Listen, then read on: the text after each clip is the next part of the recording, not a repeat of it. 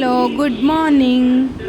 तो आपण मैंने केमी अच्छी आशा कर बहुत भल थे। तो चलते आज गोटे नुआ रेसिपी ट्राए करवा। तो आपण मैंने निहाती पकुड़ी तो खाऊे। तो पकुड़ी आम गोटे रेसिपी तैयारी करवा।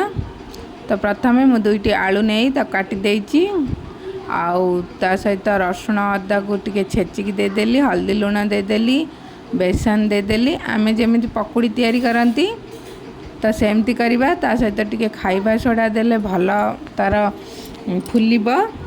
तो ताकू सब गोले गाले घोड़े दबा 2 मिनिट तापर आम छाणी नबा। तो निहाती आपण मैंने कहे मो वीडियो केमती लगुची। तो जदि भल लगु तो निहाती लाइक करेंगे, कमेंट करेंगे और शेयर भी करेंगे। तो मु नुआ नुआ वीडियो पकाउची। तो किसी जदि भूल थी तो आपण मैंने निहाती कमेंट करेंगे। तो पकुड़ी तो आम रेडी हो गलानी। तो आउ किसी पकुड़ी अच्छी ताकू भी एमती आम छाणी नवा। तो देखो आमर पकुड़ी प्रस्तुत हो गला। ता एबे कौन करवा, तो दुईटी रसुण अदा आउ पियाज जीरा तो तार गोटे भल पेस्ट बने दबा।